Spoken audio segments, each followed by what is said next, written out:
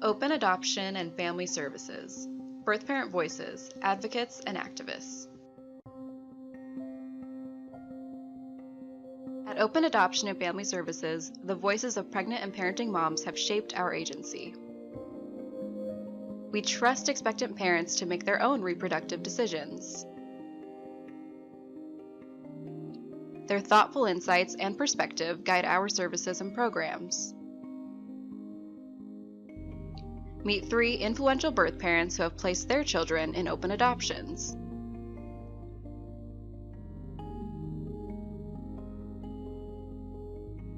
Sage says, "I am so proud to be board president of OA&FS.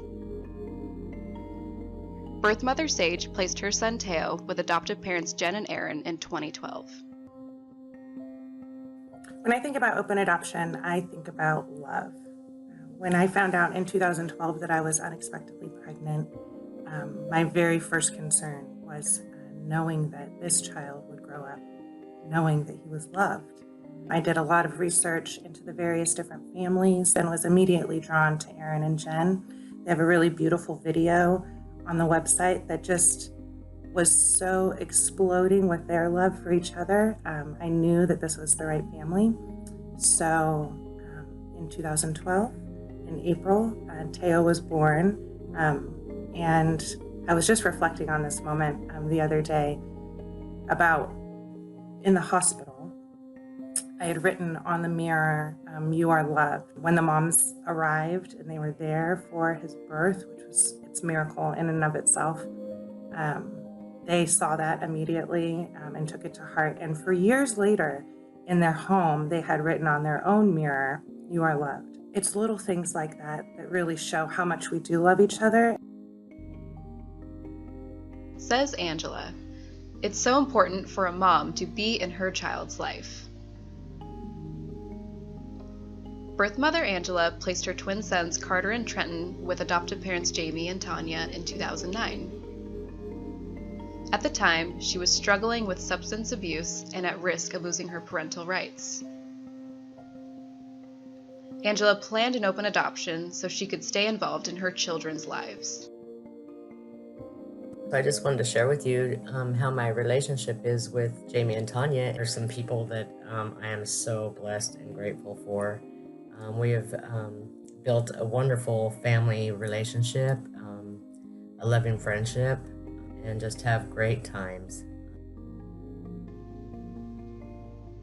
Melissa believes, without our voices, other people make choices for us. Birth mother Melissa placed her daughter Brianna with adoptive parents Jan and Greg in 1998. When I was 15 years old, I found out that I was pregnant. I was a freshman in high school, and I'd been with my partner for about a year. Initially, I always thought that I would parent, but it was about 8 months into the pregnancy that we made a drastic change of course and decided to plan an open adoption.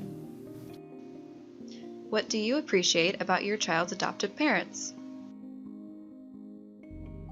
They're kind, they're warm, they're lifelong learners, they laugh easily, and they love really, really big. And as our relationship has evolved, that's only proven to be more and more true.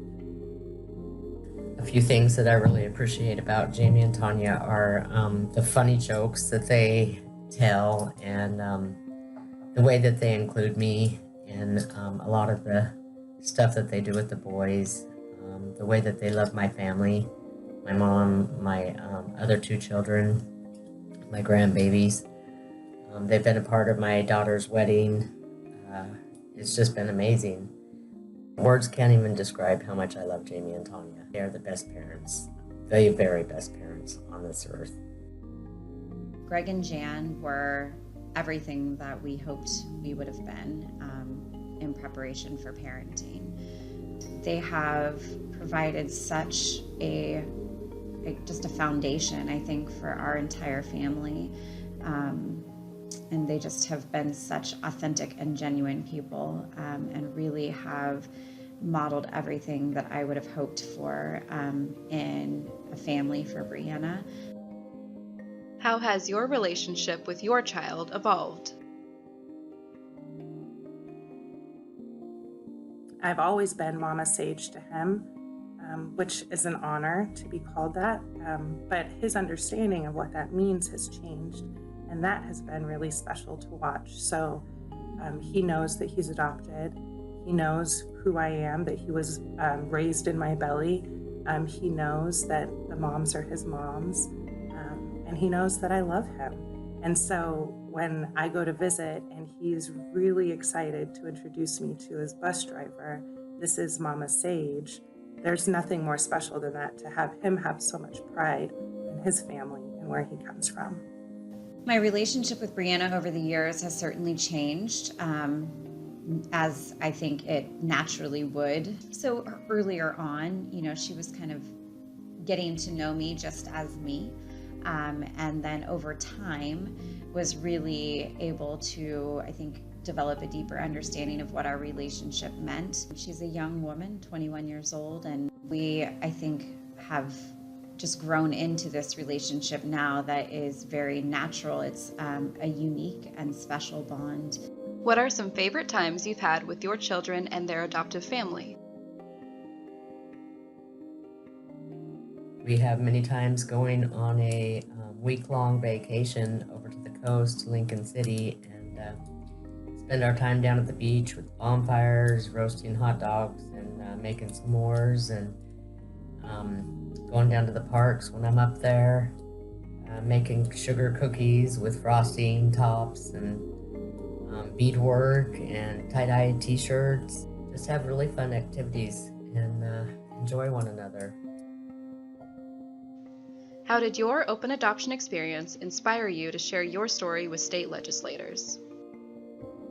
I was really inspired to share my story in Salem with the presentation of the Senate bill, because it offered really valuable change to how families are treated in some of their most at-risk moments and some of the hardest decision points in their lives, where the government is stepping in and taking hold of their family. I was excited to be a part of this bill and representing it, because it was allowing more options for moms in some of the hardest times in their life. I was able to share that with the legislator about how important it was to me to be involved with my child and with the family and do fun activities. And I would have never had that if my children would have went into DHS. I currently do facilitate drug and alcohol meetings, and I meet with a lot of women that struggle. And the biggest thing that they share with me is how important it is to try to get their kids back out of DHS, and that it's been a struggle because of all the obstacles that come in their way, and they feel like failures. I share all the time about open adoption with them because it is so important to a mom to be able to be in their child's life, and that's what I get to do today. It's very important to me, and I wanted the legislator to know that there are people that are out there that will work with you and that will support you. And it's a hard decision to make, but it was the best decision I've ever made in my life. It's so important for women to take the opportunity to speak to our legislators, to really put a name and a face and a personal story to these sorts of decisions that are often politicized.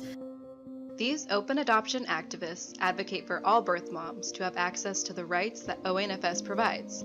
These are choosing the adoptive family, legally enforceable agreements for ongoing visits, lifelong relationship guidance and counseling.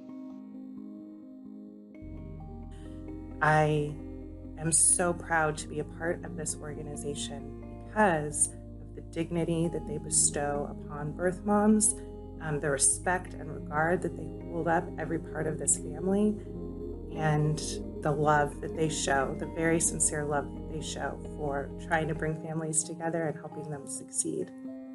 I support open adoption and family services because this agency is a pro-choice organization that really values all access and rights to make whatever pregnancy decision feels right for a woman and her family at that time in their lives is critical. I think that having legally binding open adoption agreements that are thoughtful and intentional is also critical. I think that having access to all adoptive families is also a very important and an essential part of open adoption. We deeply appreciate Sage, Angela, and Melissa's contributions to our community. Many more stories and perspectives are on our website at openadopt.org. Open Adoption and Family Services. Birth Parent Voices, Advocates, and Activists. This video was produced by Open Adoption and Family Services. Call us at 1-800-772-1115.